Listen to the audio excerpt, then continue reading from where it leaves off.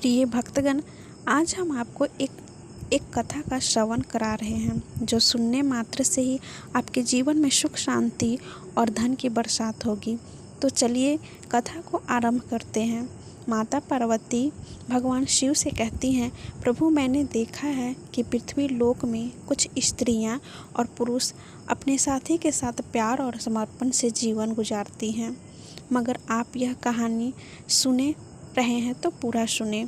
इस कहानी को आधा अधूरा छोड़कर जाने की गलती मत कीजिएगा, क्योंकि इस पवित्र कथा को पूरा सुनने से मन चाहा फल की प्राप्ति होगी। इसलिए इस कथा को पूरी आप सुने। शिव के भक्त हैं तो आप भोलेनाथ का अनादर न करें, इस कहानी को ध्यान से पूरा सुने। तो चलिए इस कहानी की शुरुआत करते हैं। भगवान शिव पार्वती से कहते हैं, एक राजकुमारी थी जिसका नाम रूपमती था। वो बहुत ही चरित्रवान थी, जिसकी शादी एक चरित्रवान राजकुमार सौरभ के साथ संपन्न हुई। दोनों ही जीवन के आनंद सुख वैभव के साथ ले रहे थे। उनके जीवन में धन की कमी नहीं थी, अपार धन संपदा थी, किंतु उनके जीवन में सिर्फ एक चीज़ की कमी थी, वो था संतान, जिसको लेकर रूपमती हमेशा चिंताग्रस्त रहती थी। समय धीरे धीरे गुजरता गया। एक दिन रूपमती की तबीयत अचानक बहुत ख़राब हो गई। फिर वह राजकुमार सौरभ से बोली, प्रीतम मैंने आपकी बहुत सेवा की है, मैंने आपकी पूजा भी की है, मगर मैंने आपको एक खुशी नहीं दी, वो है संतान की खुशी। किंतु आप मेरे मृत्यु के पश्चात मेरा मलाल मत करना।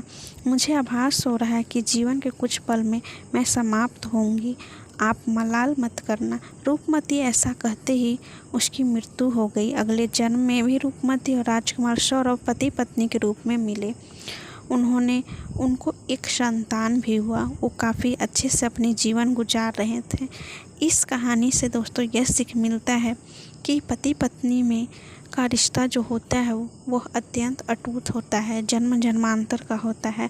अगर पति पत्नी का दोनों का प्रेम सच्चा होता है तो वो अगले जन्म में भी एक दूसरे के साथ होते हैं। और अगर यदि पति अपनी पत्नी को धोखा देता है तो वह अगले जन्म में भी धोखा पाता है, और अगर पत्नी पति को धोखा देती है तो उसे भी धोखा मिलता है।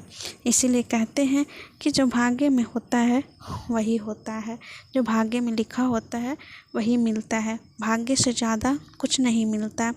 ये शिव जी की वाणी है। दोस्तों उम्मीद है कि ये छोटी सी कहानी आप सभी को ज़रूर पसंद आई होगी। मिलते हैं एक नए वीडियो में एक नई कहानी के साथ। तब तक के लिए बाय बाय।